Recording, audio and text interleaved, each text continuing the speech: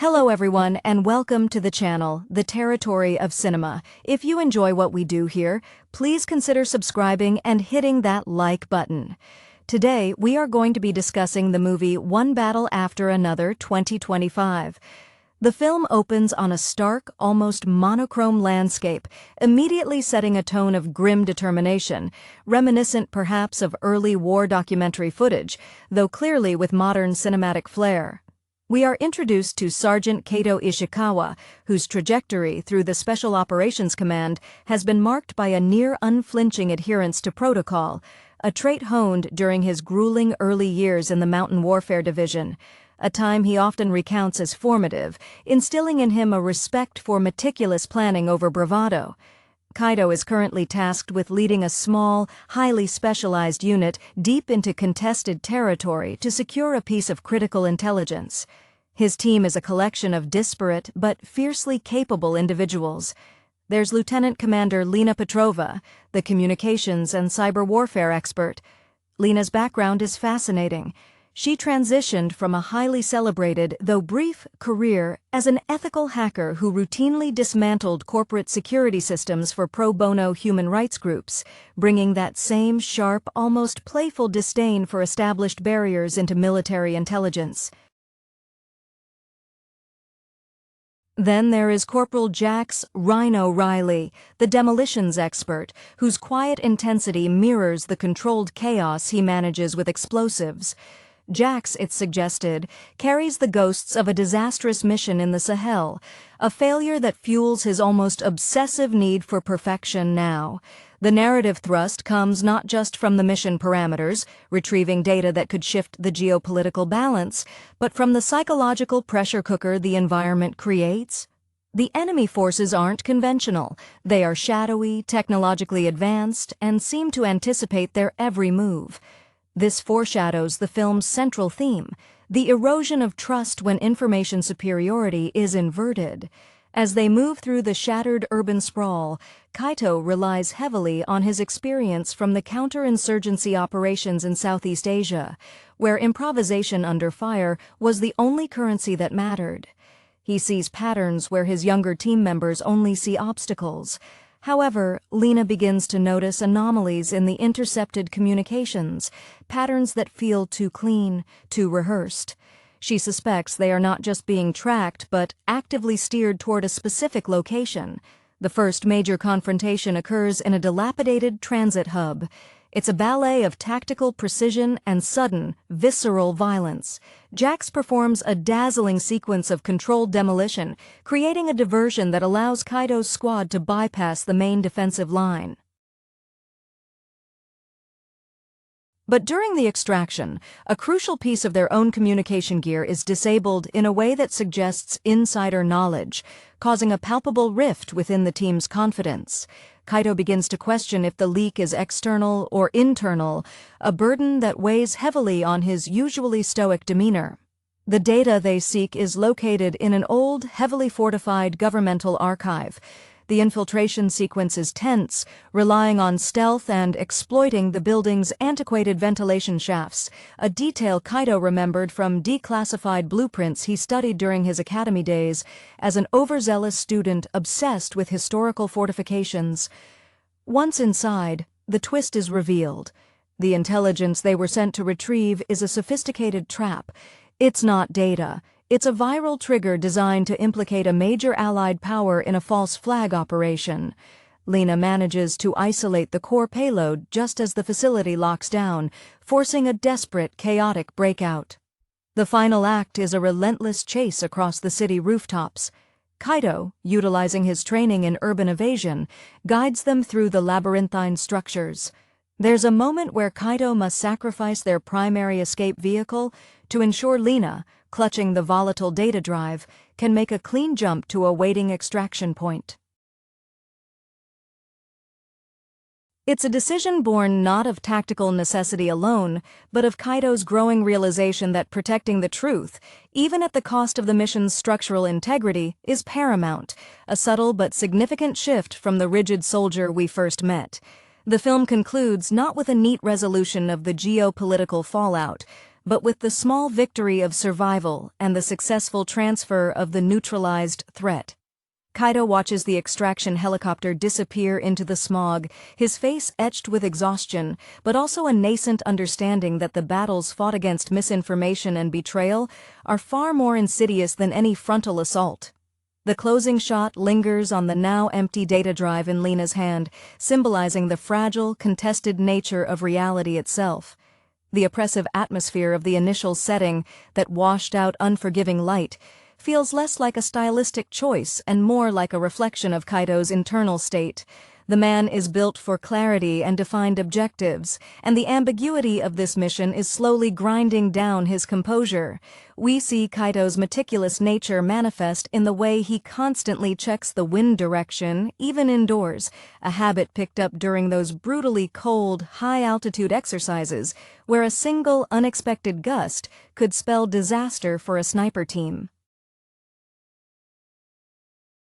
He treats every discarded piece of rubble, every shadow, as a potential threat, his eyes constantly scanning the upper floors, always anticipating the flanking maneuver. Lena, meanwhile, operates with a kind of detached, almost elegant skepticism. Her fingers fly across her customized interface, the glow reflecting in her sharp eyes. Her background as a cyber activist wasn't just about breaking systems, it was about understanding the underlying human logic, the assumptions the programmers made. This insight allows her to see the intentional flaws in the enemy's network defenses.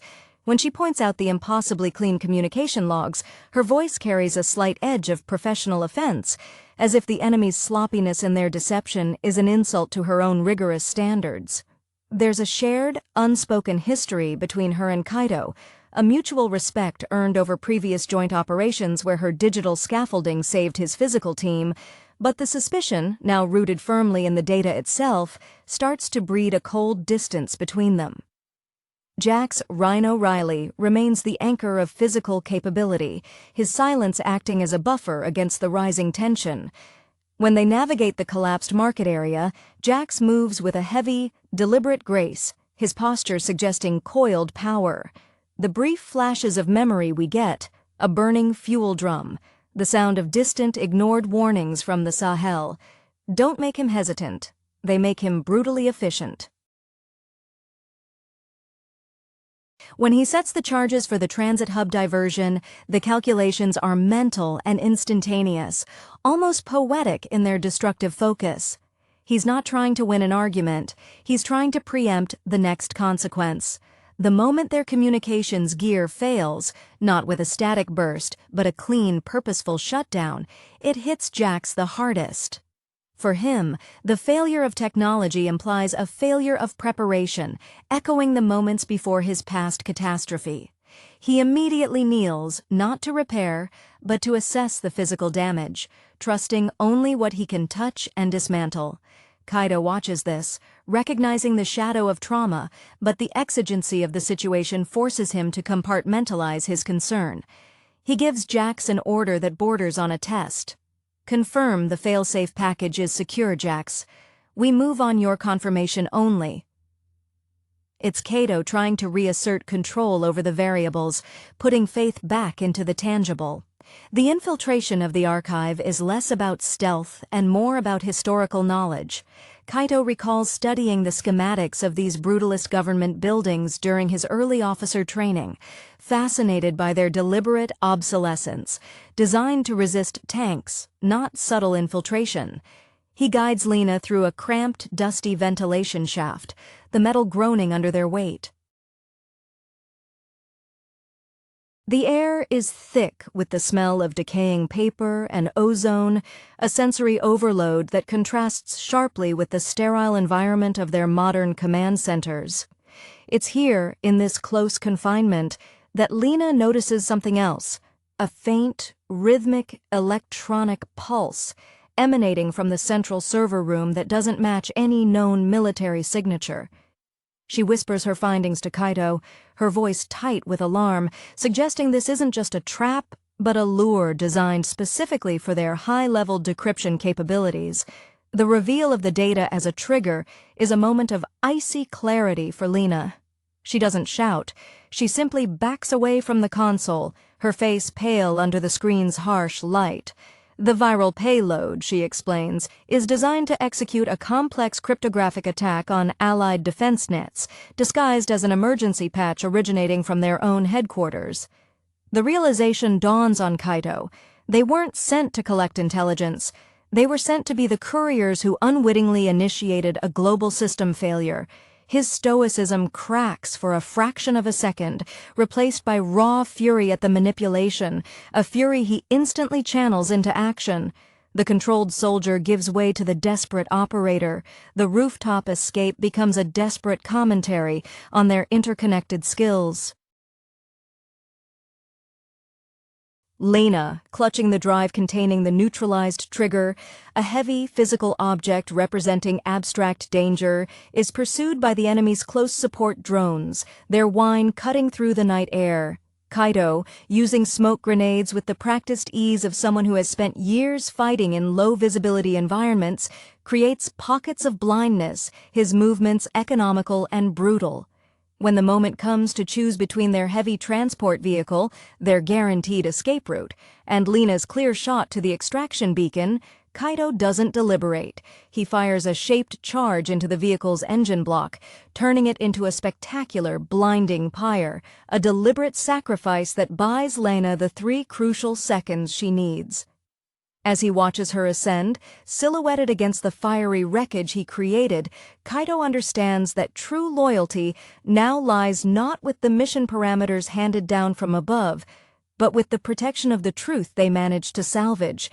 The weight of command has shifted from enforcing rules to making morally absolute sacrifices. The immediate aftermath of the rooftop extraction leaves Kaito stranded amidst the burning wreckage, the sound of the departing helicopter fading into the urban cacophony. This isolation is almost welcome. It provides the necessary vacuum for introspection. He surveys the damage, not with professional detachment, but with the weariness of a man who has just fought a battle not against an opposing army, but against his own command structure. His tactical mind, always seeking the next objective, now grapples with the implications of being set up. He recalls a senior officer, long retired, who used to lecture on the dangers of strategic complacency, the belief that the higher-ups are always playing the same game you are. Kaito now sees that this complacency was nearly fatal. His immediate priority shifts from evasion to communication, but the secure line is compromised. He needs a safe haven, a place where the grid doesn't actively listen. Remembering a detail from a decade-old briefing on securing deep cover assets, Kaito heads towards the forgotten lower levels of the old city subway system, tunnels rumored to be beyond the reach of modern signal mapping. Descending into the damp, echoing darkness, the shift in environment is dramatic. The high-tech warfare of the rooftops is replaced by the visceral reality of subterranean decay, a setting that oddly comforts him, echoing the rudimentary survival training he endured early in his career, where success was measured by finding potable water, not encryption keys. Meanwhile, aboard the extraction craft, Lena is engaged in a silent, agonizing triage of the neutralized threat. The physical drive is stable, but the data extraction process reveals lingering remnants of the enemy's network penetration. She works with focused intensity, a faint sheen of sweat beading on her brow, the same look she wore years ago when she publicly exposed a massive data harvesting operation using only a borrowed laptop and sheer audacity. She isn't just securing the drive, she's tracing the phantom threads that led them into the trap, searching for the specific digital signature of the orchestrator. Her communication with Kaito, intermittent and heavily encrypted via burst transmission through civilian networks, is sparse but crucial. They knew the ventilation schematics, Kaito. This isn't outsourced espionage. This is internal cleanup, she transmits, the words clipped and heavy with implication. Jax, who was secured on a secondary pickup point after providing covering fire during the ground assault, begins his own investigation fueled by paranoia.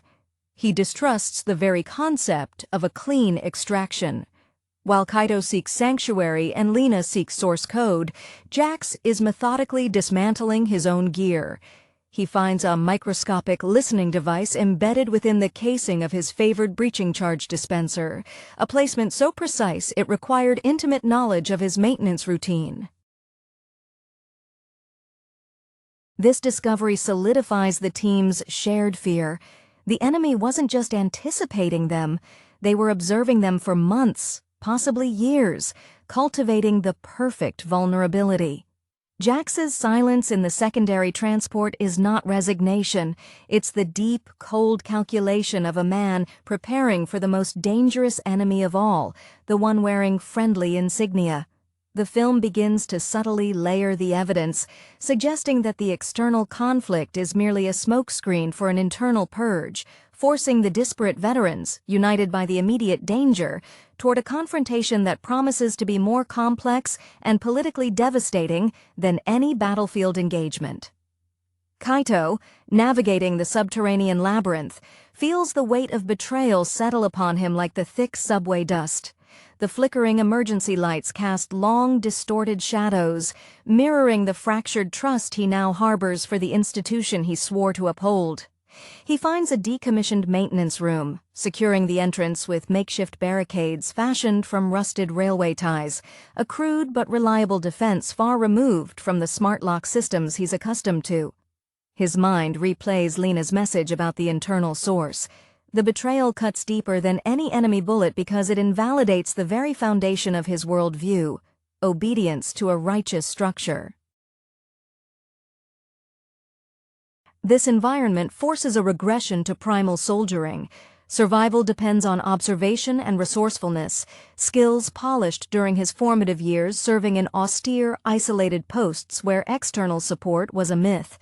He checks the meager supplies he salvaged, treating each ration bar and water purifier tablet with the reverence usually reserved for classified documents.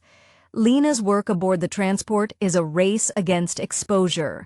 The digital signature she isolates confirms her worst fears. It belongs to a former intelligence analyst who vanished years ago after being flagged for ideological drift, a case Kaito himself had signed off on as a low-priority administrative closure. The irony is a bitter pill. She works not just to neutralize the virus, but to build a defensive shell around Kaito's digital footprint, a desperate act of protection that acknowledges his precarious position outside the established chain of command. Her fingers move with the muscle memory of a concert pianist, each keystroke a defense against the chaos she helped uncover. She feels a pang of guilt. Her past attraction to dismantling rigid systems has inadvertently led them to the heart of a conspiracy that requires absolute rigidity to counter. Jax, now miles away, treats his meticulous search for surveillance devices like an act of penance. The tiny listening device found in his breaching dispenser wasn't just placed there. It was calibrated to the specific vibration frequency of his usual charge preparation cadence. This level of observation suggests someone monitored his standard operating procedures intimately, perhaps even vetted his early career files. His usual simmering intensity transforms into a cold, focused rage. He understands that tactical failure is survivable, operational deception is a moral failing. He uses the internal wiring he strips from the communications gear to build a small, sophisticated homing beacon, not to call for rescue, but to signal his intention to rendezvous with Kaito and Lena, a signal that needs to be subtle enough to evade their betrayers but clear enough for his teammates to recognize. He doesn't communicate his findings verbally, he communicates them through action, laying out the dismantled components on the seat beside him, a silent declaration of war against the invisible enemy. When Lena finally establishes a reliable, albeit extremely brief, secure link to Kaito, the exchange is devoid of pleasantries. Lena conveys the identity of the operative responsible for the internal breach, linking the conspiracy to a high-ranking official who had mentored Kaito early on, a man whose strategic philosophies Kaito once deeply admired. Kaito listens in the echoing darkness, the news less surprising than sickeningly inevitable. He tells Lena to secure the data and await extraction at a pre-arranged, highly remote civilian rendezvous point, one he designed during a counter-terrorism exercise years ago as an absolute last resort failsafe, a place so off-grid it barely registered on state maps. His final words to her are stark. "Don't trust the extraction signal until I confirm it myself. The system is compromised at every level." The film expertly frames these veterans not as heroes fighting a foreign threat, but as highly trained assets being methodically culled by their own structure, forcing them into an alliance based purely on shared knowledge of the impending darkness. Kaido's descent into the absolute darkness of the old subway lines strips away the last vestiges of his conventional military identity. In the silence of the tunnels, broken only by the drip of water and the distant rumble of an unrelated freight train, his mind drifts to the mentorship of the man who is now revealed as the architect of their downfall, General Thorne.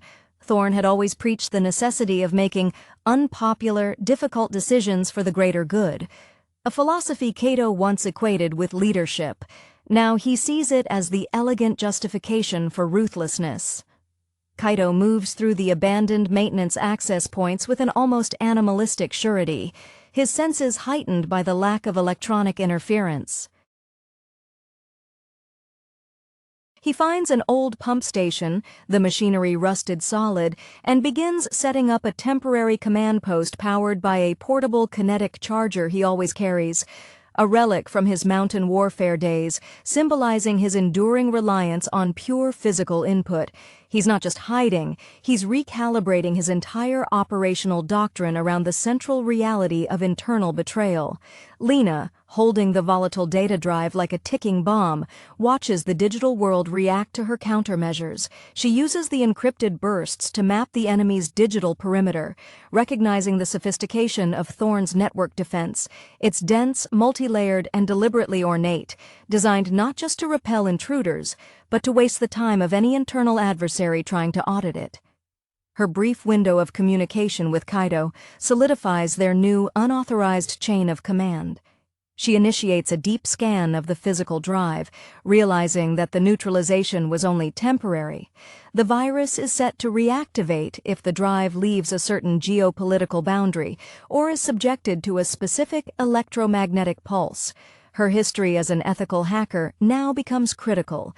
She must understand the antagonist's coding logic, viewing Thorne's manipulation as a perverse form of digital art.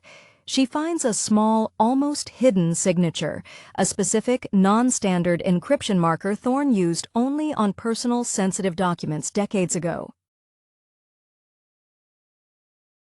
It's the digital fingerprint of a narcissist leaving a clue, not out of arrogance but out of a perverse need for his creation to be recognized.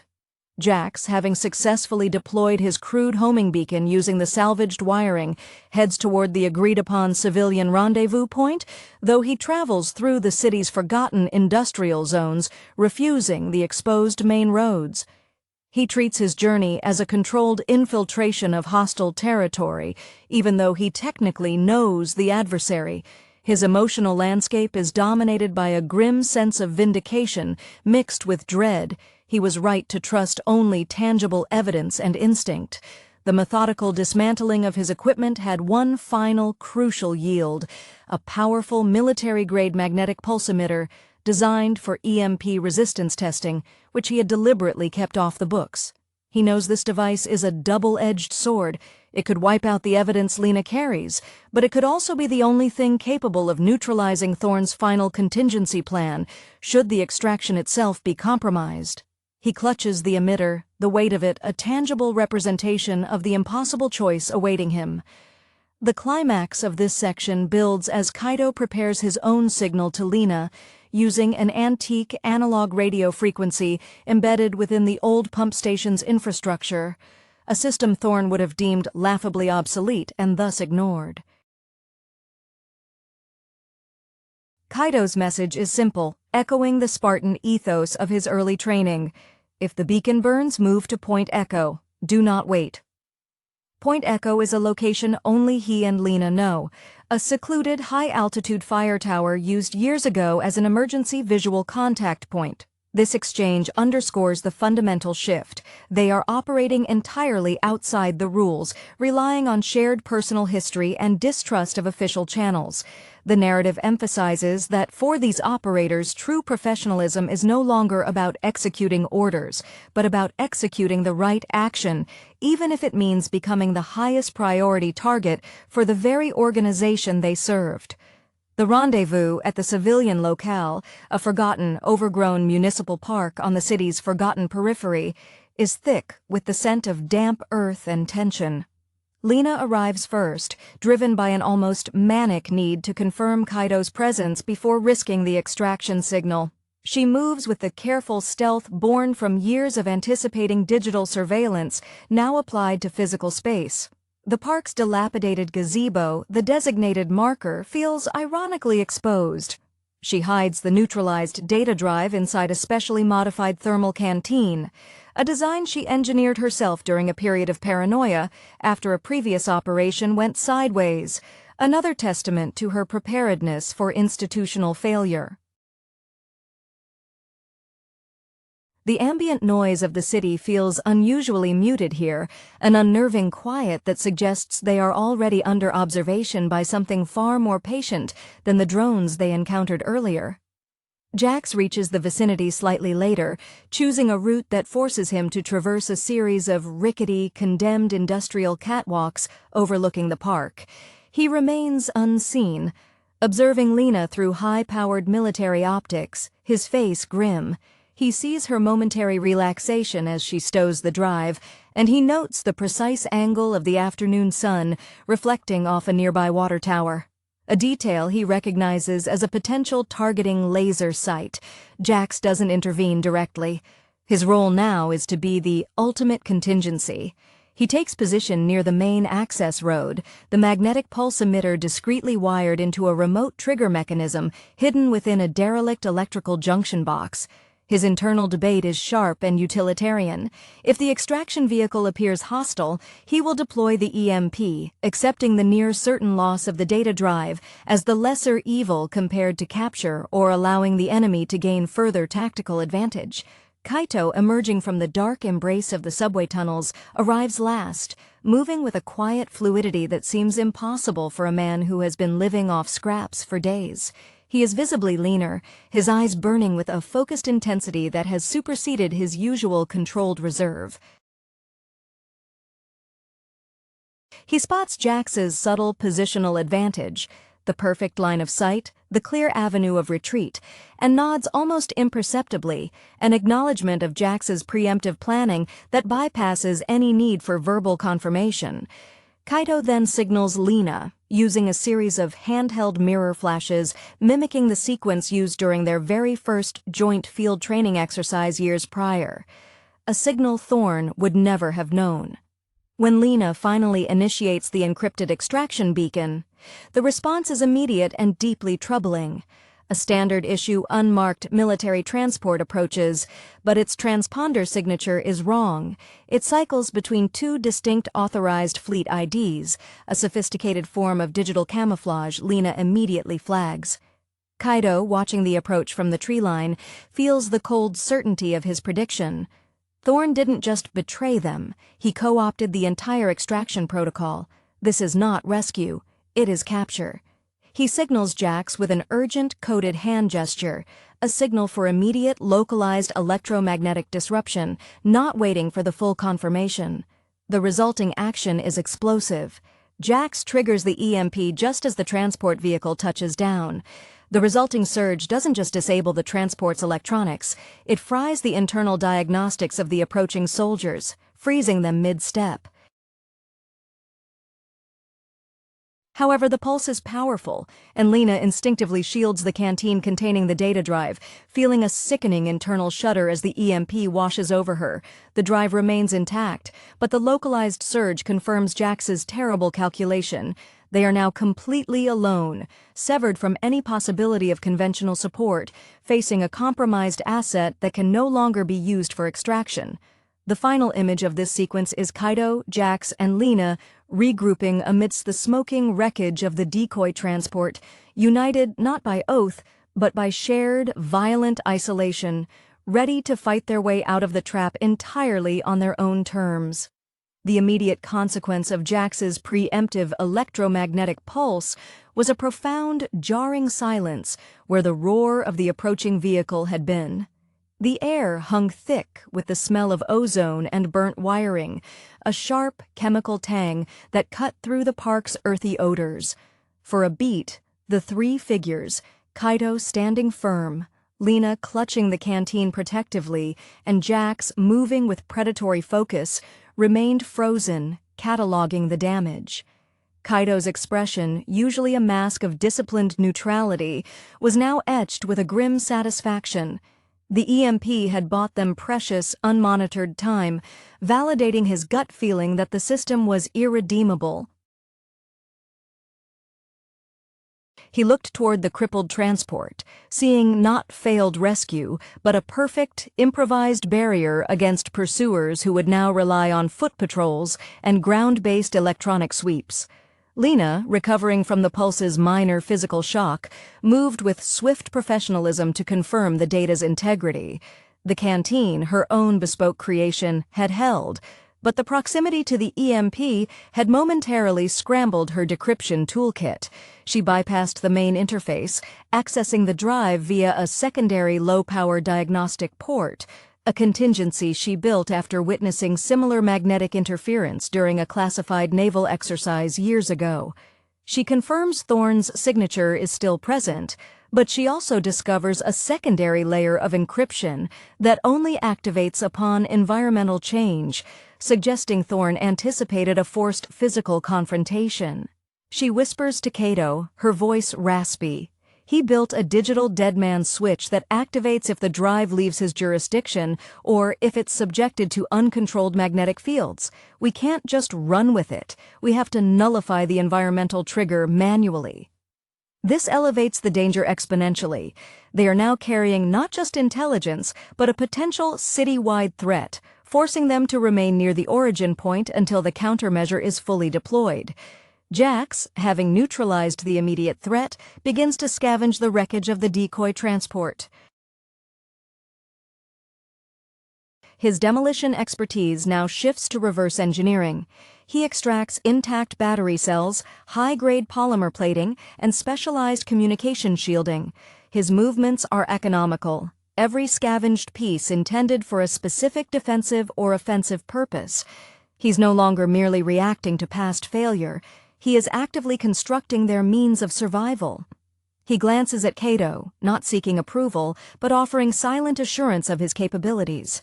Jax understands that, in this environment of absolute betrayal, his specialized knowledge, the ability to build, destroy, and insulate, is their most reliable form of protection, more dependable than any protocol. He sets about fashioning crude but highly effective directional antennas from the wreckage, intended to boost Lena's low-power transmission for the final neutralizing sequence. Kaito takes command of the ground space, establishing a defensive perimeter around the disabled vehicle, turning their failed extraction into their temporary fortress. He studies the environmental surroundings of the park, recognizing the inherent strategic value of the high ground offered by the adjacent, partially condemned municipal structures. His mind flashes back to his early days in reconnaissance training, where superior map reading and understanding terrain dictated survival against superior numbers. He directs Jax to reinforce the eastern approaches and tasks Lena with prioritizing the neutralization sequence. There is a noticeable shift in Kaito's demeanor. The stiffness is gone, replaced by a fluid, almost intuitive command style. He is operating on pure, internalized experience, free from bureaucratic oversight. He tells Lena, his voice low and steady against the rising city sirens in the distance, "Use the salvaged shielding. We buy you time, but you have to execute the kill switch before they triangulate our position from the EMP signature. We are going silent. Underground again. Echo Point is too exposed if they bring in air support." The decision to retreat back into the depths of the city infrastructure underlines their complete break from their former lives. The battlefield is now the hidden infrastructure beneath the surface, where only they possess the specialized knowledge to navigate. The retreat underground is a harrowing reversal of their intended path to safety.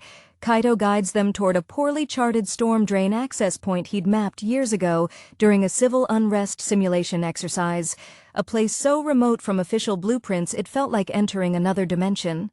The physical descent is arduous. Lena, burdened by the canteen containing the actively dangerous data, struggles with the slick metal rungs, her technical grace replaced by raw exertion. Jax, ever the pragmatist, rigs a temporary rope line using the salvaged wiring and polymer sheeting, ensuring Lena's ascent is secure, while Kaito manages the ingress from below, his heavy frame moving with surprising agility through the tight space. In the suffocating confinement of the storm drains, the psychological toll becomes apparent. The darkness is absolute, broken only by the narrow beams of their headlamps, which only seem to illuminate the filth and decay. Lena finds herself unnerved by the primal nature of their existence. She's used to fighting in the clean, sterile glow of server rooms, manipulating abstract threats. Here, the threat is immediate, the risk of structural collapse, contaminated water, and the unnerving sound of their own breathing amplified by the echoing concrete. She works feverishly on the data drive, realizing the only way to neutralize the environmental trigger is to physically alter the drive's internal crystal lattice to mimic the signature of a non-volatile environment, a risky procedure that requires absolute focus, demanding that she almost rebuild the drive from the inside out using specialized tools Jax has improvised from scavenging. Jax, positioned near the access point they just used, becomes their external sensor array. He's constructed a rudimentary seismograph from salvaged components designed to pick up the heavy-duty magnetic resonance signatures of specialized pursuit teams. He senses their approach long before any audible sound registers, the subtle vibrations indicating heavy tactical boots and specialized vehicles moving over the pavement above. His anxiety is not about fighting, but about the potential for the EMP to have left traceable residual radiation. He communicates his findings to Kaito through a series of carefully modulated taps on the concrete ceiling, 3 short, 1 long, a code only Kaito would recognize from their shared, forgotten training manual on silent movement protocols. Kaito, positioned further down the line, is the anchor of their immediate defense. He understands that Thorne's forces will eventually deploy advanced subterranean mapping technology, making their sanctuary temporary. He focuses on creating layered distractions, using small, chemically reactive packets he'd kept from his mountain gear, intended for signaling in dense fog. He disperses them strategically near intersecting tunnels, knowing the chemical reaction will momentarily confuse thermal and ground-penetrating radar. His actions reflect a deep-seated philosophy. Exploit the enemy's reliance on high technology by forcing them to fight in an environment that demands low-tech analog skills. He is the embodiment of hard-won experience against technological arrogance. The tension culminates when Lena, finally isolating the correct access sequence for the crystal manipulation, calls for absolute stillness. Jax reports immediate pursuit above. Thorne's ground teams are moving directly over their heads. As Lena carefully inserts the final micromanipulator, the drive emits a faint, high-pitched whine, a sound that suggests the neutralization is either succeeding or catastrophically failing. Kaito positions himself directly between Lena and the expected breach point, gripping his sidearm with unwavering control. The film emphasizes this moment of shared reliance, the technician betting everything on precision, the demolition expert providing immovable cover, and the field commander accepting the unavoidable confrontation, his career having prepared him for this singular moment of absolute, uncompromised defense of the truth. The agonizing stillness in the drain, punctuated only by Lena's focused breathing and the near-silent operations of her tools, amplifies the sensory deprivation. When the drive emits that high-pitched whine, Kaito doesn't flinch. His focus locks onto the ceiling, anticipating the breach. His mind, racing through threat profiles, recognizes the sound not as failure, but as a final, desperate digital scream from the compromised hardware, the moment of truth. He tightens his grip, recalling a painful lesson from a near-fatal ambush years ago. Hesitation equals immolation. He whispers to Jax, "If they come through, contain the first 3. Do not let them secure an angle on Lena." It is a concession of ground, acknowledging that the environment favors the attacker, but Kaito intends to make the price of entry astronomical. Jax, having retreated slightly from the immediate breach area, rigs a series of tripwires using fine-gauge copper wire scavenged from the transport wreckage, connecting them to small, pressure-activated smoke charges. His movements are fluid, a testament to how deeply ingrained evasion has become. He doesn't speak, communicating solely through the efficient placement of his improvised traps. His gaze flicks constantly between the ceiling and the far end of the tunnel. He's preparing for a multi-vector engagement, fully expecting Thorne's teams to try flanking maneuvers through secondary access shafts, relying on their superior mapping to outmaneuver Kaito's analog defenses. The cold resolve in Jax is palpable. He seems almost eager for the physical confrontation, viewing it as a necessary purge of the preceding digital deceit. Lena, deep within the zone of concentration, feels the rhythmic pulsing of the drive intensify. The crystal lattice manipulation is agonizingly slow, demanding a level of fine motor control that strains her already exhausted nerves. Her inspiration for the solution comes unexpectedly from her hacker days, remembering how she once stabilized a corrupted legacy mainframe by introducing a counter-frequency noise signature. She realizes she needs to flood the immediate area with a low-level, carefully modulated white noise frequency from her toolkit, essentially cloaking the drive's environmental signature from Thorne's external sensors while the physical alteration completes. This act of electronic misdirection, using noise to hide truth, is the ultimate expression of her skill set, a mirror to the deception they just survived. As the final micro-adjustment clicks into place, the whine abruptly ceases, replaced by a steady, inert hum. She exhales, a ragged sound in the dark, the weight of the city's stability momentarily resting in her trembling hands. "It's inert," she breathes, her voice catching. "The environmental trigger is nullified. It's safe to move."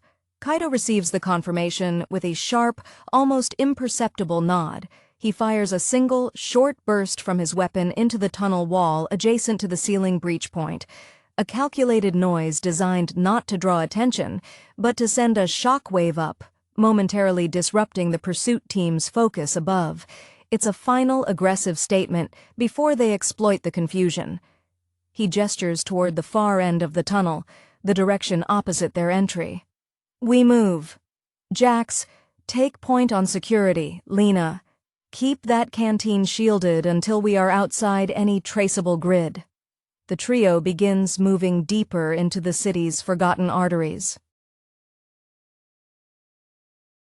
The narrative emphasizes that their survival is now predicated not on completing the mission they were given, but on successfully executing the mission they assigned themselves, exposing the rot at the center of their organization, a fight far more dangerous, because it necessitates destroying the very structure that once defined them. The transition from the stagnant, damp confines of the storm drains to the next hidden sector is marked by a renewed, though cautious, surge of adrenaline. Kaito leads them through a maintenance junction that opens into a long-abandoned pneumatic transport system, a relic of a bygone industrial era, its metal shell still capable of carrying sound and vibration with disturbing efficiency. Kaito's movements here are less about brute force and more about spectral presence. He navigates the rusted tracks using the tactile memory of architectural decay, a skill refined during years spent mapping uncharted hostile territories where infrastructure was deliberately left to crumble. He carries the quiet authority of a man who has shed all illusions about the sanctity of official orders. Lena, clinging to the thermal canteen, finds a strange form of digital reprieve down here. The thick concrete and metal effectively shield her remaining equipment from external electronic probing, allowing her to run a deeper, offline analysis of the neutralized drive. She's tracing Thorne's bespoke encryption markers, not just to understand how he built the trap, but why he chose these specific vulnerabilities. Her investigation uncovers ancillary data, financial transfers linked to shell corporations that intersect with high-level departmental procurement bids, suggesting the conspiracy wasn't just about a false flag operation, but about massive, systemic profiteering enabled by manufactured chaos. This discovery reframes their objective from mere exposure to dismantling an entire shadow economy, adding a layer of complexity that appeals to her analytical mind, even as the danger mounts. Jax, leading the rear guard, is functioning with the detached efficiency of a finely tuned machine. He's using the scavenged polymers from the decoy transport to create localized sound baffling, placing strips of the material strategically along the tunnel walls where their footsteps might echo too loudly. He notices Kaido's unusual calmness, a sign that Kaido has fully accepted the necessary break from his past rigid adherence to rules. Jax respects this transformation. He himself sheds dogma easily when faced with terminal risk. He tests one of his rebuilt directional antennas, aiming it upward toward the city above, hoping to pick up faint, unencrypted chatter, any sign that Thorne's teams are organizing a wide-area search rather than a direct probe. He finds only static, confirming that Thorne has likely imposed a communications blackout over the immediate area, isolating the hunters from easy coordination. The silence is broken when Jax detects movement, not heavy tactical boots, but the light, almost hesitant steps of a single scout. Kaido signals for them to halt, extinguishing their headlamps. They wait in absolute blackness, relying on Kaido's auditory triangulation. The scout, clearly working off outdated intelligence or lacking full subterranean mapping, uses a standard-issue thermal scanner, its soft whirring sound barely audible. Kaido realizes the scout is looking for their heat signatures in the open drain. He signals Jax, who has prepared a rudimentary countermeasure, a small package of highly volatile, fast-burning chemical accelerants designed to create a massive, short-lived heat bloom in an empty side tunnel. Jax deploys the charge with practiced ease. The resulting inferno flashes brilliantly down the side passage, sending a massive heat signature blasting into the thermal spectrum, drawing the lone scout away instantly. This small victory, outsmarting a single operative using low-tech distractions, reinforces Kaido's belief that their analog knowledge is their ultimate weapon against Thorne's digital edifice.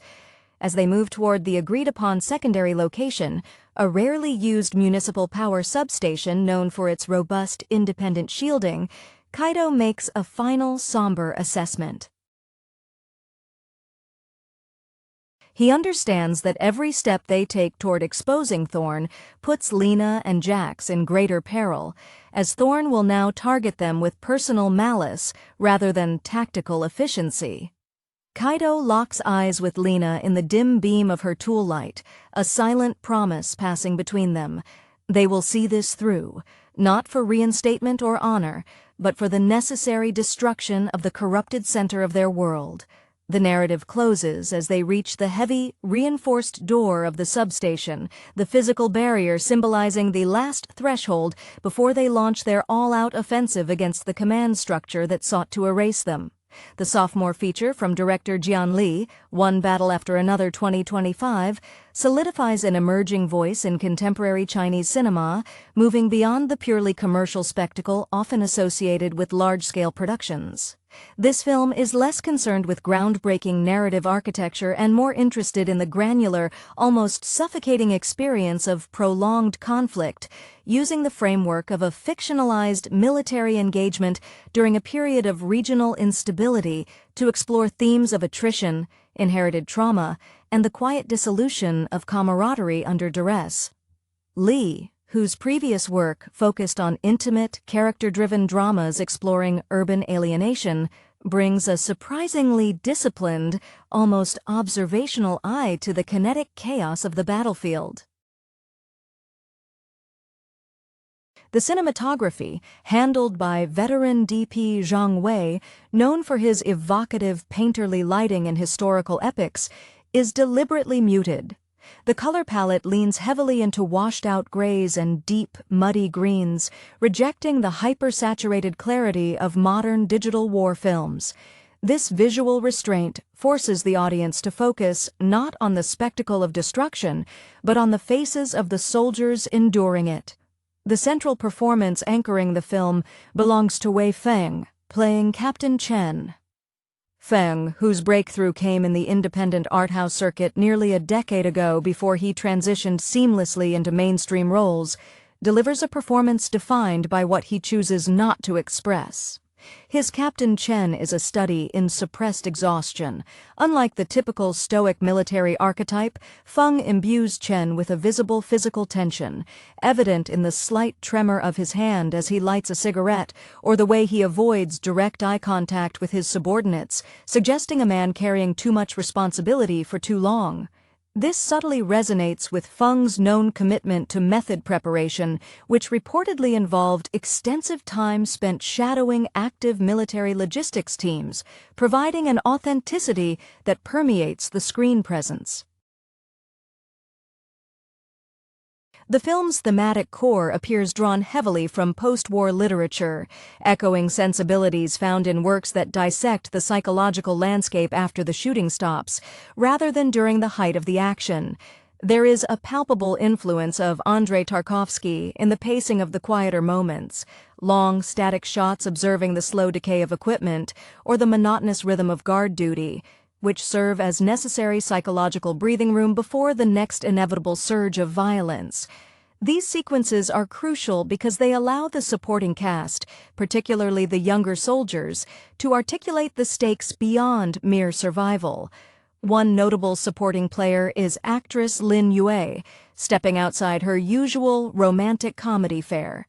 Here, she plays the unit's medic, Dr. Zhao. Lin Yue's portrayal is sharp and practical, devoid of melodrama, serving as the unit's fragile link to civilian empathy. Her scenes, often taking place in makeshift aid stations illuminated by harsh, flickering bulbs, highlight the film's secondary interest, the logistics of sustained conflict. The film is meticulous in depicting the shortage of supplies, the constant need for improvisation, and the ethical compromises required to keep bodies functional. This focus mirrors the analytical rigor Lee demonstrated in examining bureaucratic failures in his earlier short films.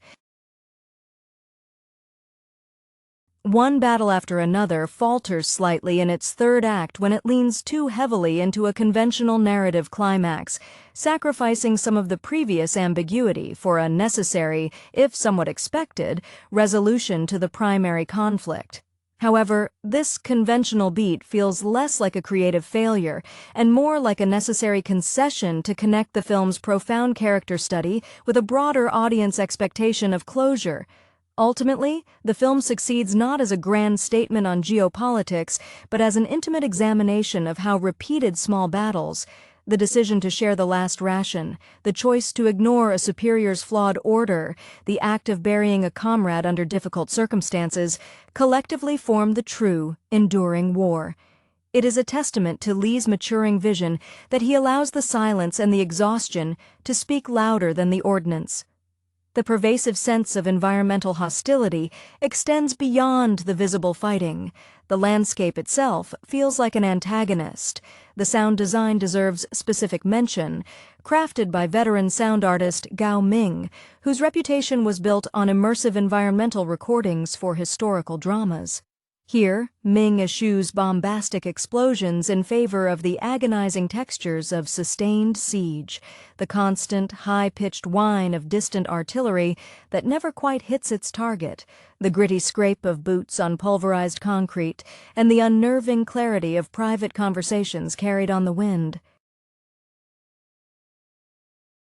These sonic details contribute significantly to the film's atmosphere of unrelenting tension, ensuring that even in moments of perceived quiet, the threat remains acoustically present.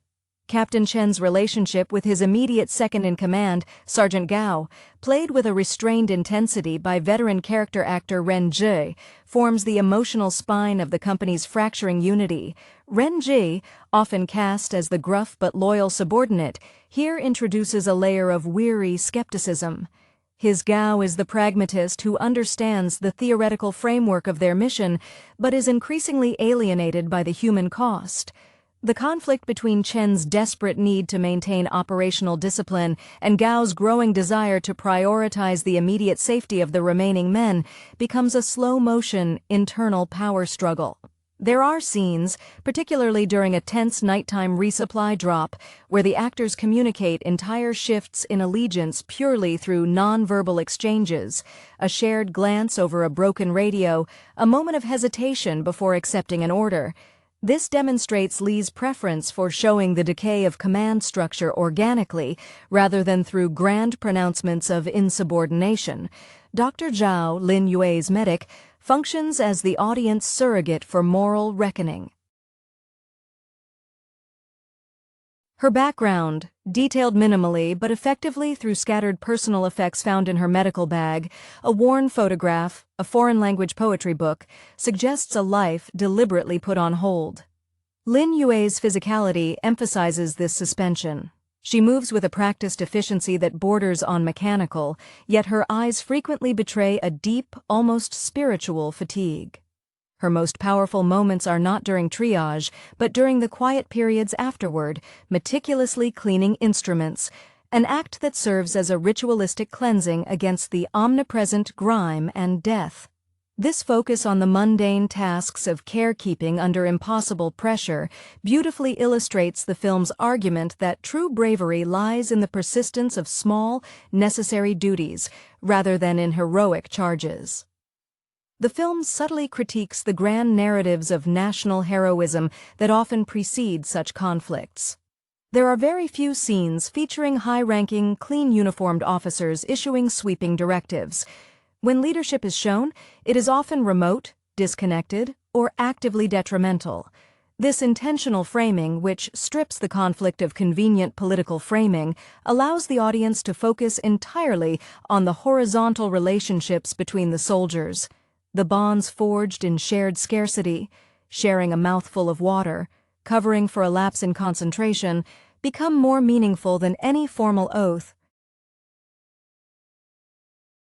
By denying the audience the catharsis of clear villainy or pure, unadulterated patriotic fervor, Li forces a confrontation with the messy, often morally ambiguous reality of protracted engagement, cementing one battle after another as a profound meditation on endurance rather than a celebration of victory.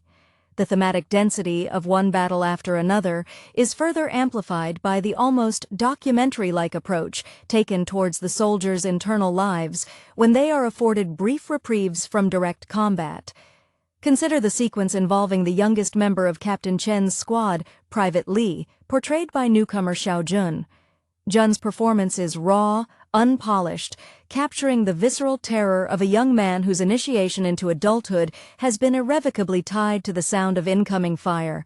Li rarely speaks, reflecting the common screenwriting choice to use the youngest soldier as a repository for unarticulated fear.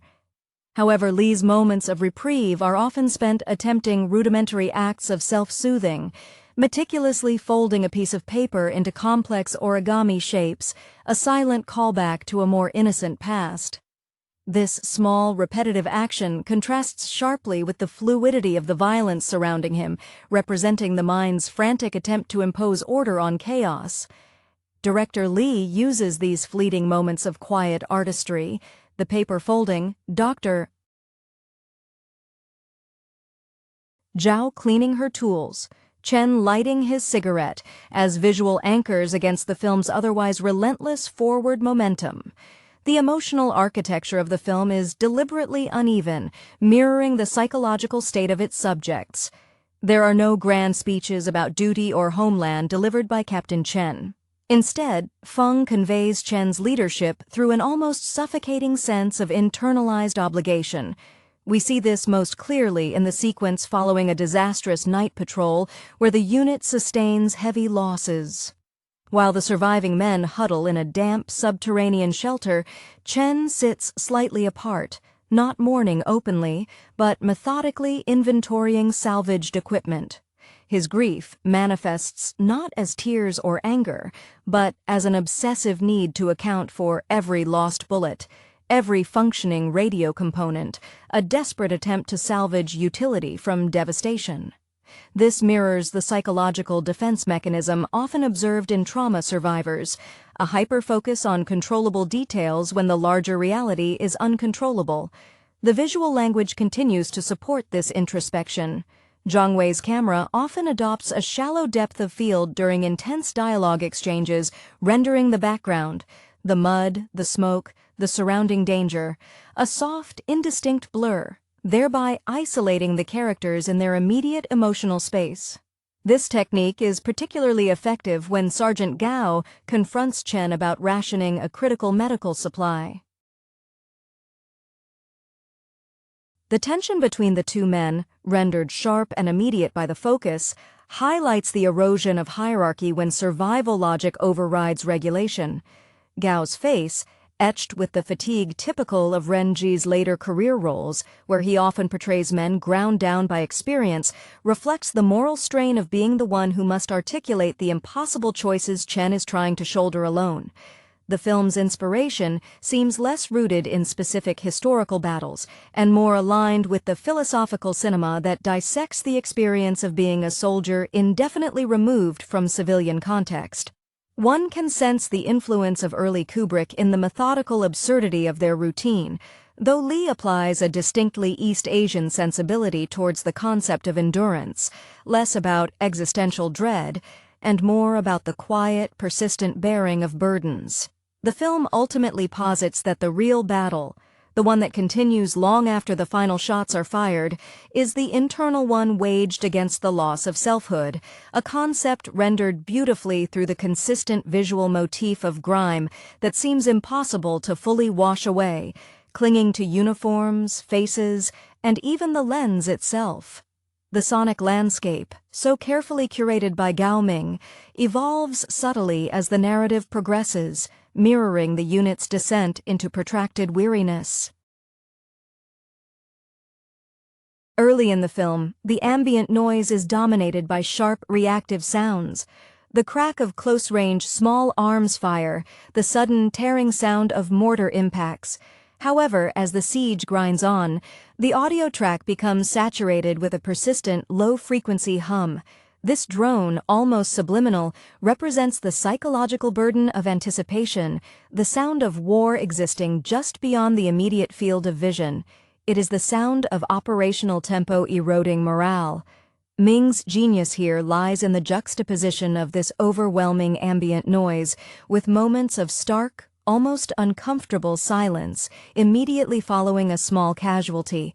When Private Lee falls, for instance, the cacophony of battle recedes abruptly, replaced by the shockingly loud sound of the wind whipping across the barren ground and the almost audible sound of the remaining soldiers' labored breathing. This auditory manipulation forces the audience to inhabit the soldiers' hypersensitized state, where mundane environmental noises become amplified sources of stress. Wei Feng's portrayal of Captain Chen is further complicated by the brief, fragmented flashbacks, which are less memory and more intrusive mental intrusions of his pre-war life. These flashes, deliberately brief and desaturated, feature scenes of Chen teaching an advanced mathematics class, a career path he abandoned for military service following a personal tragedy hinted at but never explicitly detailed. This background informs Chen's leadership style. He approaches tactical deployment with an almost geometric precision, seeking predictable outcomes in an inherently unpredictable environment. When Sergeant Gao challenges him, it is often Chen's reliance on this abstract mathematical certainty that falters against the messy variables of human endurance. Feng communicates Chen's inner turmoil not through overt breakdowns, but through the subtle dropping of this intellectual armor. Moments where he stares blankly at a map, the lines of calculated strategy dissolving into mere ink stains. Lin Yue's Dr. Zhao embodies a quiet form of resistance against the dehumanization process. Her character arc centers on the gradual acceptance that she cannot save everyone, yet she refuses to stop trying. Her commitment to ritual, particularly the meticulous cleaning of her instruments under the faint glow of battery-powered lamps, becomes a silent battle against entropy. This dedication speaks volumes, especially when contrasted with the younger soldiers who have begun to adopt a fatalistic carelessness regarding their own bodies. The film contrasts Zhao's focused preservation of instruments with the soldiers' self-neglect, implying that maintaining the tools of compassion, even when hope is scarce, is a vital act of defiance against the conflict's corrosive influence on the human spirit. Her presence ensures that the film never fully succumbs to nihilism, providing a necessary, albeit strained, tether to the value of individual life amidst systemic attrition. The film's exploration of time and duration becomes a central character in itself, largely dictated by the editing rhythm established by Li and his longtime collaborator, editor Ma Yuan. Ma Yuan, known for his work on character studies where temporal manipulation builds suspense, employs an asymmetric cutting pattern that reflects the uneven flow of wartime existence. Long stretches are dedicated to real-time observation, the slow ascent of smoke from a distant fire, the agonizing wait for a radio signal to clear, which forces the audience to experience the boredom and psychological tension inherent in sustained inaction. These protracted sequences are then abruptly shattered by frenetic, tightly cut montages during engagement, where visual information is deliberately overwhelming, mimicking sensory overload.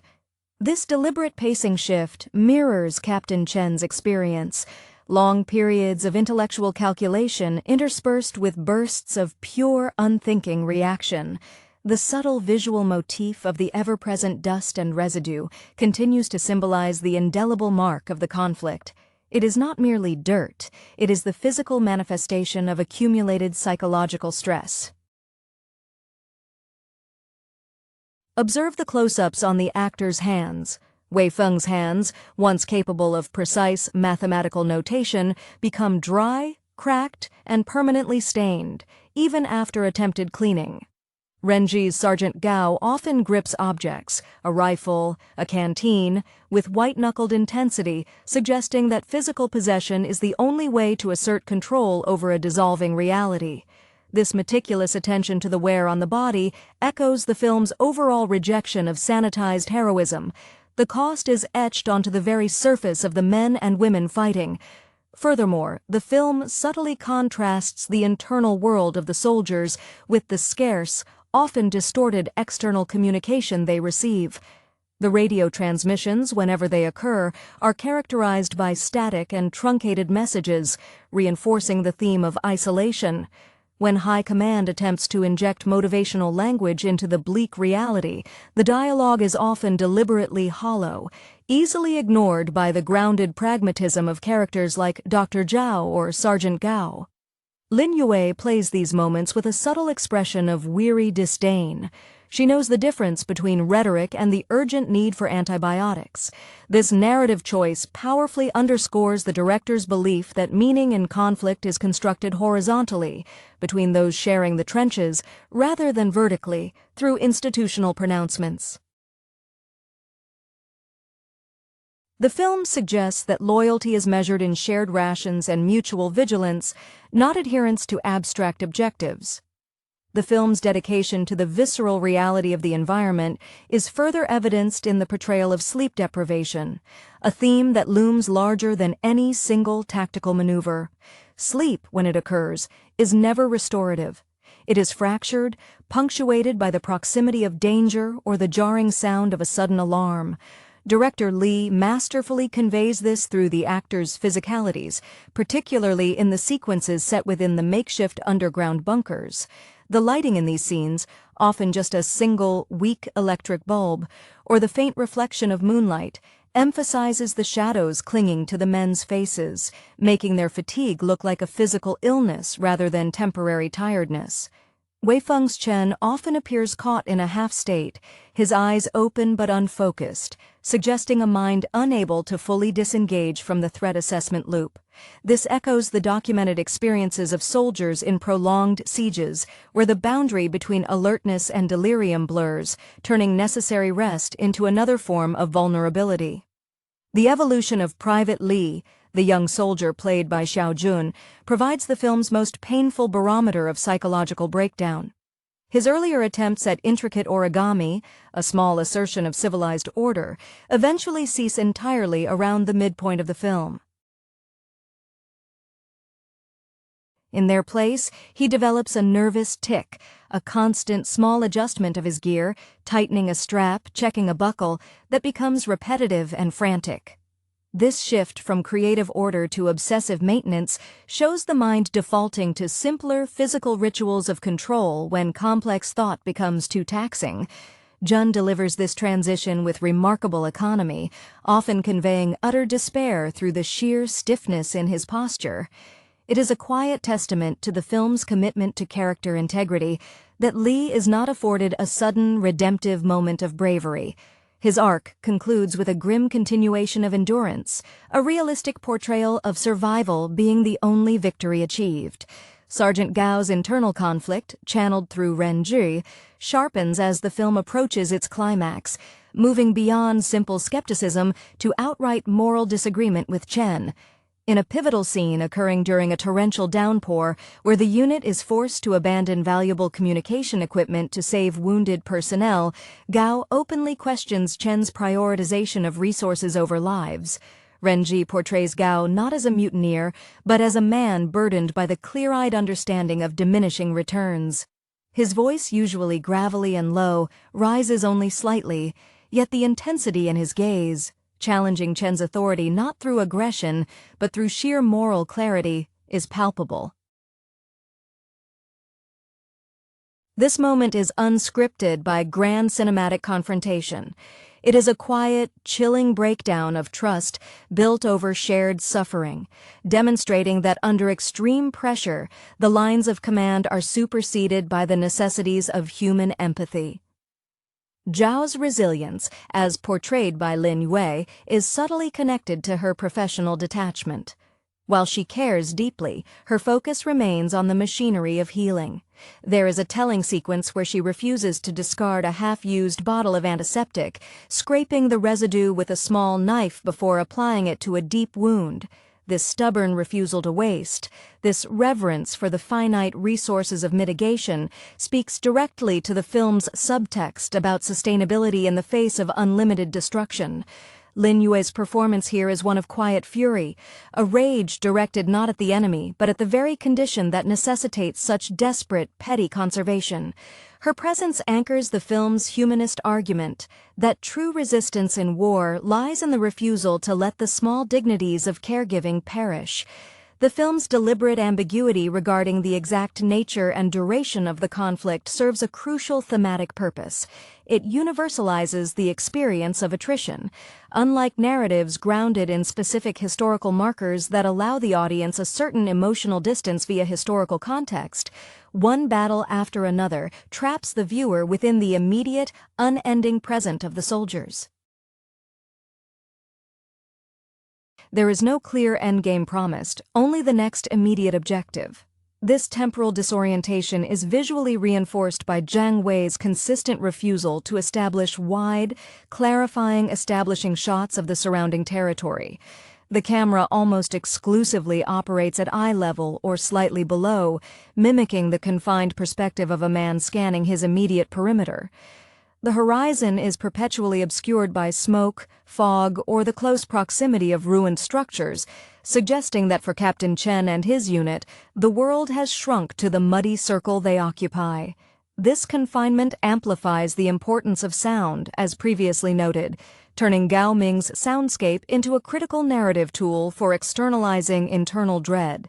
The recurring motif of a non-identifiable distant engine noise, perhaps a transport vehicle or an unseen aerial threat, becomes a metronome for anxiety. It fades in and out without ever resolving into a clear source or threat, embodying the pervasive sense of unseen forces directing their fate. When this sound finally disappears near the film's conclusion, it is not greeted with relief, but with a stunned apprehension, as if the sudden absence of a known irritant signals an even greater, unknown shift in their reality.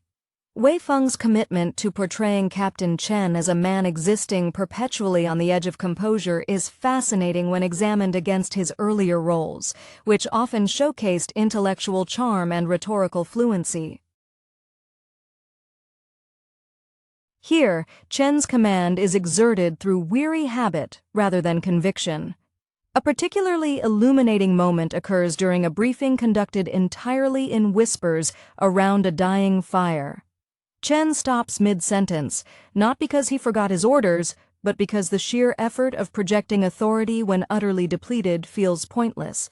He simply stares at the fire, allowing the silence to prompt the men to implicitly understand the next necessary action. This reliance on non-verbal, shared understanding between the weary leads, Chen and Gao, suggests a breakdown of formal military structure and the emergence of a more primal, shared survival pact. The quiet resistance embodied by Lin Yue's Dr. Zhao also manifests in her meticulous care for the few personal items she possesses.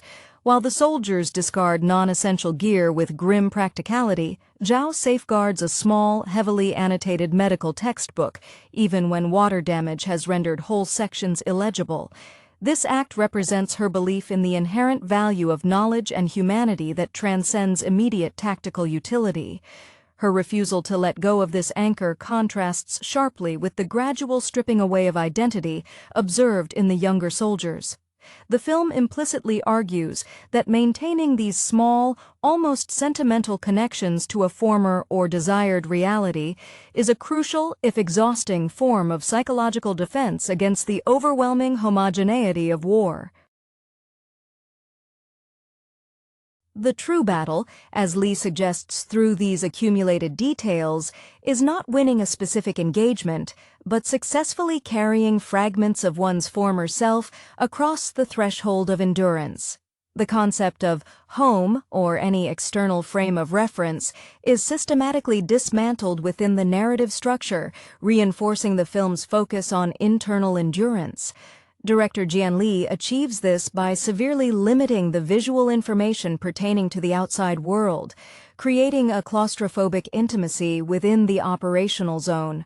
We rarely see the enemy except as fleeting silhouettes or distant flashes of muzzle light, ensuring that the primary conflict remains psychosomatic rather than geopolitical.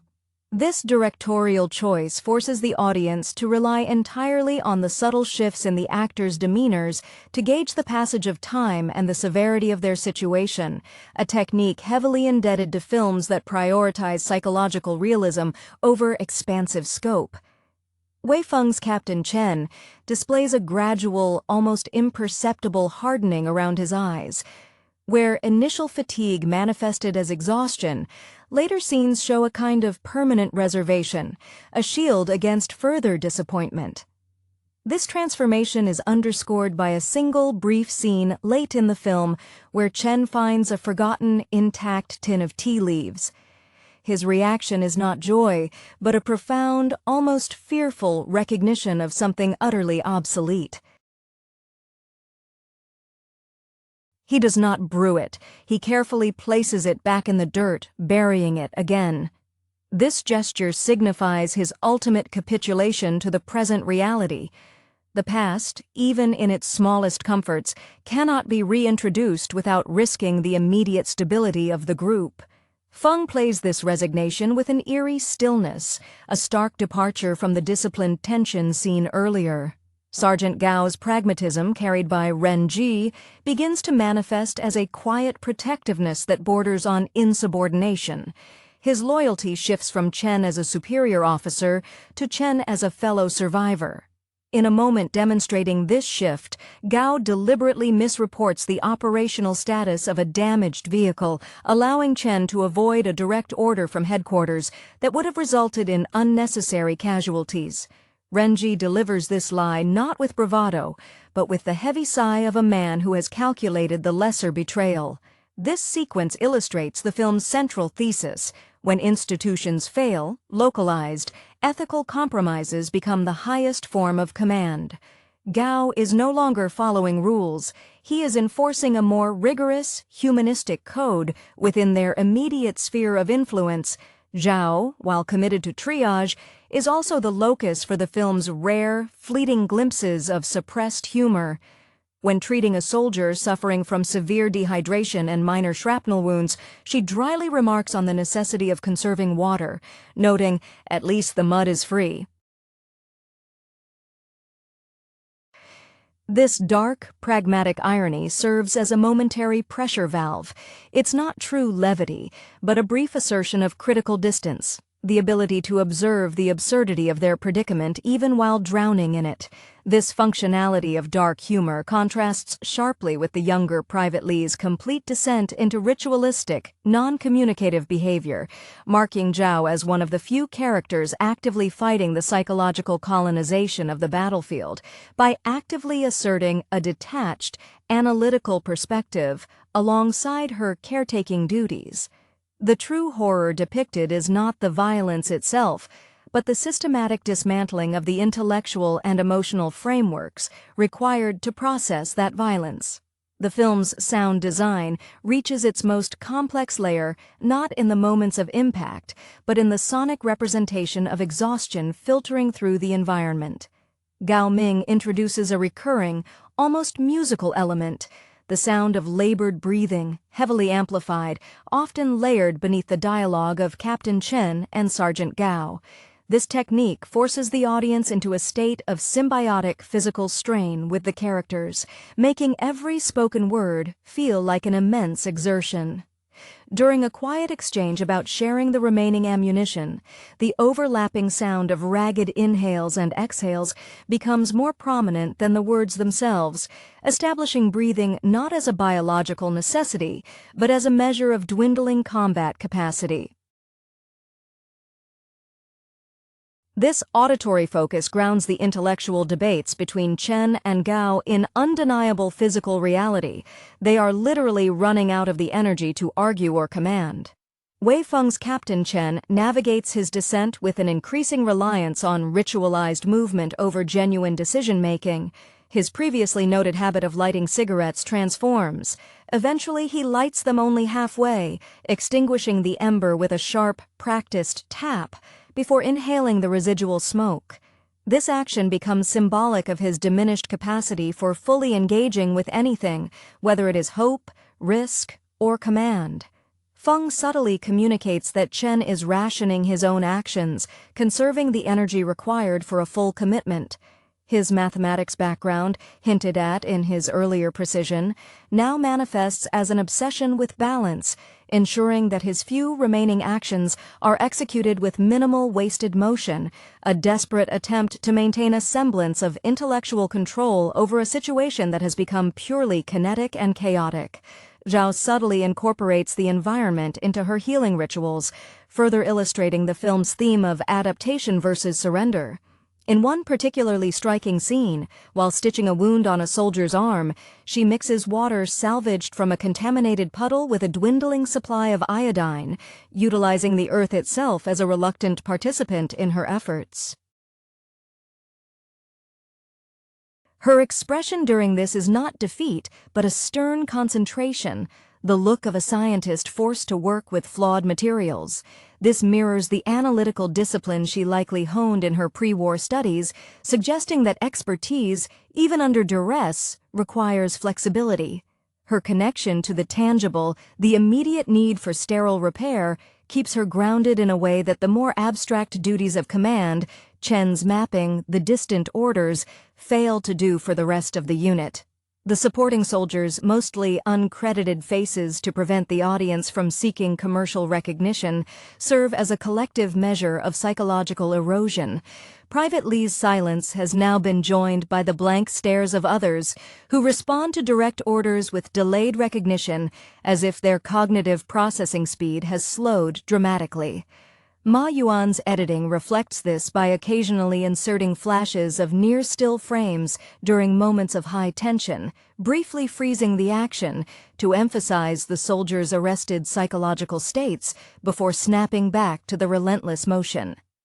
This technique underscores the director's commentary. Sustained conflict doesn't necessarily lead to heroic escalation, but often to a slow, almost comatose state of determined inertia, where survival is reduced to the bare mechanics of placing one foot in front of the other. The overarching sense of futility permeating one battle after another is profoundly communicated through the recurring depiction of discarded personal effects. These aren't battlefield debris.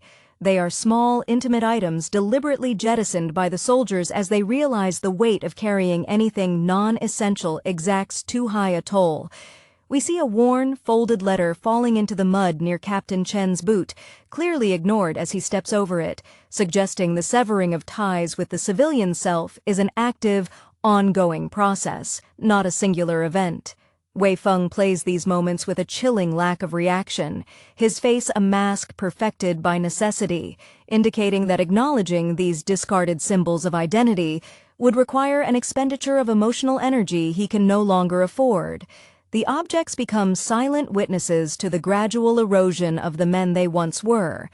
Sergeant Gao's transition from pragmatic skeptic to protector culminates in an act of extreme self-sacrifice that avoids any overt heroism. During a desperate attempt to cover a tactical retreat through a narrow ravine, Gao ensures that the heavier, functioning radio equipment is secured by the others, choosing instead to remain behind, feigning technical difficulty to draw enemy attention away from the main group's escape vector. Renji's performance in this sequence is masterful in its restraint. There are no dramatic monologues, only a brief, resigned nod to Captain Chen that communicates a complete understanding of his final, necessary duty. This silent passing of the torch, Gao acknowledging Chen must live to bear witness, even if broken, serves as the film's true climax, surpassing the conventional narrative confrontation mentioned earlier. It is the ultimate ethical compromise, sacrificing the most reliable moral compass to preserve the exhausted leader. Zhao's continued insistence on sanitation, despite overwhelming evidence of its futility, becomes her defining, almost pathological characteristic. Lin Yue emphasizes this by showing Dr. Zhao meticulously cleaning the glass of her field glasses, an object with no immediate medical function, simply because the glass is clouded with grit. This obsessive focus on clarity in one area, optics, contrasts violently with the moral and physical filth engulfing everything else.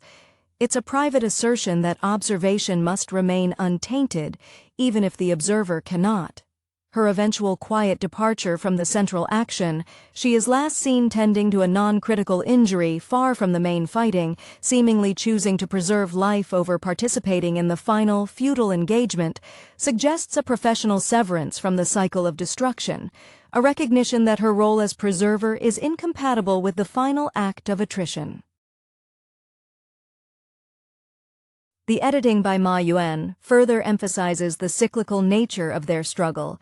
After Gao's sacrifice, the film does not move forward immediately. Instead, there is a prolonged sequence of the remaining soldiers performing the exact same monotonous tasks they were shown performing several reels prior, cleaning weapons, rationing water, staring into the distance. This repetition, divorced from the context of Gao's sacrifice, suggests that while the personnel may change, the war machine itself does not alter its rhythm. The ultimate tragedy depicted in one battle after another is this inertia, the quiet understanding that even if they survive this battle, the next one, demanding the same psychological surrender, is already beginning. The final moments of the film refuse the audience the catharsis of a clean resolution, instead settling into a sustained coda of profound, vacant continuation. Director Jian Li and cinematographer Zhang Wei utilized the dawn sequence, traditionally a symbol of new beginnings, to present the harshest visual reality. The light is thin, gray, and unforgiving, illuminating the damage rather than suggesting renewal. Captain Chen, now the de facto sole leader, is shown performing the morning inventory, a task rendered almost sacred through repetition. Wei Feng plays this scene with a terrifying blankness. The mathematical precision is gone, replaced by a robotic adherence to procedure. He counts supplies, his lips moving silently, perhaps reciting numbers, perhaps prayers, but the sound design ensures we hear only the wind and the distant, persistent hum that Gao Ming established earlier, the sound of unending operational tempo. This quiet continuation is most acutely felt in the fate of Private Li. Xiao Zhen's portrayal culminates not in death, but in a state of functional dissociation. Li sits slightly apart from the group. Still, his hands resting in his lap, no longer folding paper, no longer adjusting gear. He is simply present, having shed the last vestiges of internal struggle. This absence of observable trauma in his posture suggests a complete assimilation into the environment of perpetual alert, a psychological shell solidified against further pain. It is perhaps the most chilling outcome in the film, illustrating that endurance sometimes means the permanent erasure of the self that felt the fear. The narrative closes not on a military victory or defeat, but on Captain Chen's solitary act of observation. He walks to the edge of their current position, looking out over the landscape, which remains scarred and indistinct. Instead of looking toward a potential enemy or a path to safety, he focuses intently on a patch of stubborn, resilient weeds pushing through cracked earth. This small, almost overlooked natural detail becomes the final focal point. Chen does not try to interact with it, merely studies it, suggesting a sudden, profound kinship with anything that persists without logic or purpose, driven only by a rudimentary need to continue existing. Feng allows a single, almost imperceptible nod, a moment of acknowledgement not of victory, but of mutual, meaningless continuation. Li's vision, solidified in one battle after another, resides in this profound discomfort. The film denies the audience the satisfaction of a clear antagonist or a heroic arc, instead offering a meditation on the slow, quiet horror of sustained obligation. The battles are not the engagements. The battles are the morning routines, the shared silences, the decision to keep breathing when logic dictates otherwise. By refusing to offer an endpoint, Li implicates the audience in the endlessness of the conflict, leaving us with the indelible impression that for these characters, the war didn't end when the cameras stopped rolling. It simply entered its next, quieter phase. The final, lingering shot, held well beyond the point of conventional closure, is a wide tableau of the makeshift camp under the weak, ash-colored light, a deliberate rejection of the dramatic freeze frame. Jiang Wei's camera slowly, almost painfully pulls back, revealing the sheer scale of the devastation that now dwarfs the remaining handful of soldiers. As the distance increases, the figures of Captain Chen, Private Li, and the few others shrink, losing their hard-won character detail and becoming mere specks against the desolate expanse. This visual choice powerfully reinforces the film's commentary on insignificance. Individual suffering, however intense, dissolves against the vast, impersonal machinery of attrition. The individuals become statistics before our eyes, their complex internal wars rendered moot by the indifferent geography. Gao Ming's soundscape, in this final receding panorama, undergoes its most dramatic transformation. The close miking of breathing and scuffing boots vanishes entirely. What remains is the absolute dominance of the environment, the low, mournful whistle of the wind through the shattered skeletons of buildings, and the distant, almost geological grind of the earth itself. The unsettling, high-pitched artillery whine, the defining sound of the siege's duration, also fades, replaced by a profound, heavy silence. This silence is not peace. It is the sound of absence, of all human noise having been effectively scrubbed from the environment, leaving only the elements to testify to the conflict's passing. It suggests that the war has consumed its own sound, leaving behind only the echo of its effect. Captain Chen's final posture, staring at the weeds, is interpreted by Wei Feng not as burgeoning hope, but as a cessation of striving. The nod he offers the tenacious Flora is less an acknowledgement of shared strength, and more the final surrender of his rational mind to the absurd persistence of life. His disciplined framework, the structure that defined his leadership, has finally collapsed into a primal recognition. Everything that continues simply because it has not yet stopped. Feng's face, now deeply lined and devoid of military bearing, seems suddenly older than the actor himself, showing the accumulated weight of every command executed and every life lost. The fate of Dr. Zhao, implied through her absence from this final scene, speaks volumes about her victory through detachment. By choosing to remain tending to the periphery, she achieved a form of moral survival unavailable to the core command structure. Her space is empty in the final wide shot, symbolizing that the commitment to preserving life, even in miniature, often necessitates stepping outside the focal point of the destruction. She traded leadership for utility, a choice the narrative validates by presenting the leadership's final state as one of paralyzed inertia. Ultimately, one battle after another concludes not with a final shot of the surviving soldiers marching out, but with the camera lingering on the empty space they occupied, returning to the sound of the indifferent wind. Lai eschews the expected narrative closure, the return home, the final reckoning, in favor of an ontological statement. The trauma doesn't resolve, it becomes the new, quiet baseline. The film suggests that the most enduring scar of prolonged conflict is the loss of the capacity to imagine a world radically different from the one defined by the siege. The enduring image is one of desolate continuity, where the next battle is simply the next day, faced with the same depleted resources and the same drained will.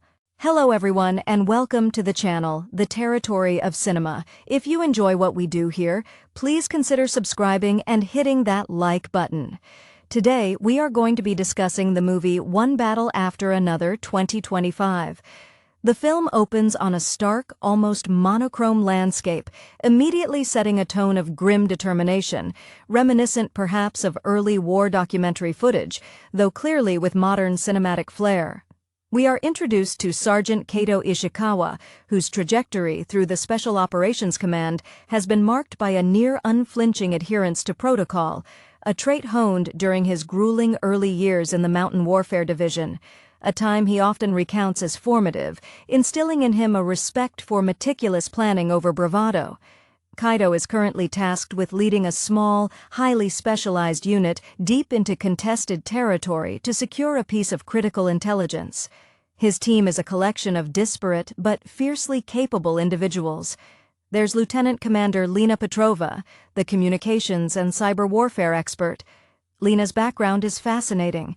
She transitioned from a highly celebrated, though brief, career as an ethical hacker who routinely dismantled corporate security systems for pro bono human rights groups, bringing that same sharp, almost playful disdain for established barriers into military intelligence. Then there is Corporal Jax Rhino Riley, the demolitions expert, whose quiet intensity mirrors the controlled chaos he manages with explosives. Jax, it's suggested, carries the ghosts of a disastrous mission in the Sahel, a failure that fuels his almost obsessive need for perfection now. The narrative thrust comes not just from the mission parameters, retrieving data that could shift the geopolitical balance, but from the psychological pressure cooker the environment creates. The enemy forces aren't conventional. They are shadowy, technologically advanced, and seem to anticipate their every move. This foreshadows the film's central theme, the erosion of trust when information superiority is inverted. As they move through the shattered urban sprawl, Kaito relies heavily on his experience from the counterinsurgency operations in Southeast Asia, where improvisation under fire was the only currency that mattered. He sees patterns where his younger team members only see obstacles, However, Lena begins to notice anomalies in the intercepted communications, patterns that feel too clean, too rehearsed. She suspects they are not just being tracked, but actively steered toward a specific location. The first major confrontation occurs in a dilapidated transit hub. It's a ballet of tactical precision and sudden, visceral violence. Jax performs a dazzling sequence of controlled demolition, creating a diversion that allows Kaido's squad to bypass the main defensive line. But during the extraction, a crucial piece of their own communication gear is disabled in a way that suggests insider knowledge, causing a palpable rift within the team's confidence. Kaido begins to question if the leak is external or internal, a burden that weighs heavily on his usually stoic demeanor. The data they seek is located in an old, heavily fortified governmental archive. The infiltration sequence is tense, relying on stealth and exploiting the building's antiquated ventilation shafts, a detail Kaido remembered from declassified blueprints he studied during his academy days as an overzealous student obsessed with historical fortifications. Once inside, the twist is revealed. The intelligence they were sent to retrieve is a sophisticated trap,